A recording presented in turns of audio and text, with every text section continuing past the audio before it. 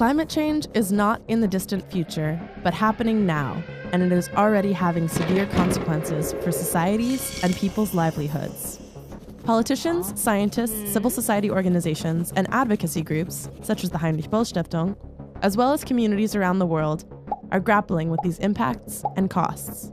Potential ways towards a sustainable and just future exist, but shifting away from fossil fuels and strengthening the resilience of communities, ecosystems, and economies is expensive.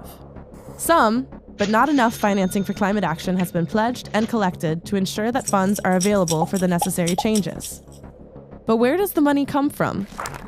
The money should come from the countries that are responsible for the damage and have the capacity to make it right. This is a matter of justice, climate justice.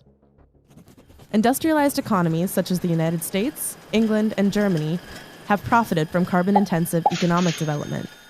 But this development path is no longer an option for poor countries that need to skip a few steps and go directly to using clean, renewable energy. Meanwhile, small island nations and heavily indebted poor countries are hit the worst by the impacts of climate change. This is even more unfair considering that their contribution to the problem has been minuscule. In these countries, the worst affected people are the poor and marginalized: women, the disabled, the elderly, and the indigenous peoples. Climate change aggravates existing problems such as inequality, discrimination, and poverty. This is why climate finance should be targeted to help vulnerable population groups. Rich countries owe developing countries a historic climate debt. Based on the key principle of climate justice, that polluters must pay, it is their obligation to help pay for the costs of addressing climate change.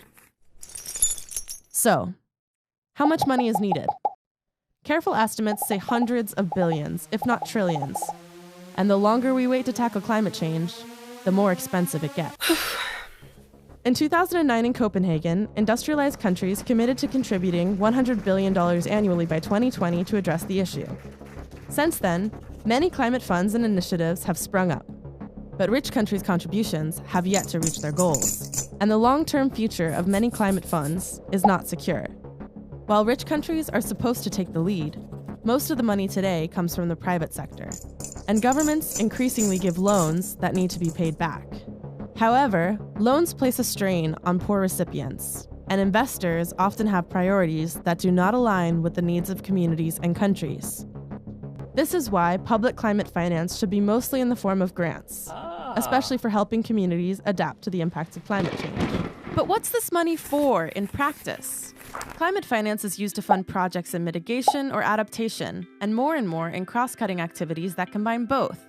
Funding for adaptation builds hurricane shelters or seawalls. It restores mangrove forests or wetlands, helps manage water systems to deal with severe droughts or floods, and provides farmers with better seeds and forecasts to improve their yield despite unpredictable weather. When done well, these projects allow communities to bear the worst effects of climate change and adjust their livelihoods to an uncertain future. Mitigation projects reduce greenhouse gas emissions by shifting energy production towards sustainable sources. Examples of this include funding for clean transport in cities, generating renewable energy from wind and solar power, or planting trees in deforested areas. These projects can address energy poverty in rural areas by distributing renewable energy to people who have never had electricity. They provide clean cooking solutions to the 2.7 billion people worldwide still using traditional biomass fuels like wood or dung. And they also provide entrepreneurs with the cheap loans needed to buy energy-efficient equipment. However, not all mitigation projects are good projects.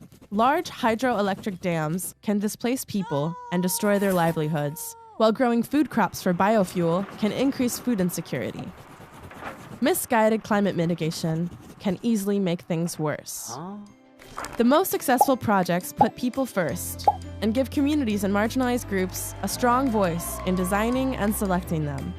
With so little money available for climate projects, only the ones that do no harm to people or the environment, and the ones that benefit human rights and gender equality, should be funded. But there is so much more to understanding climate finance. Check out our following videos on the gender dimensions of climate finance and on the Green Climate Fund, one of the largest public global climate funds.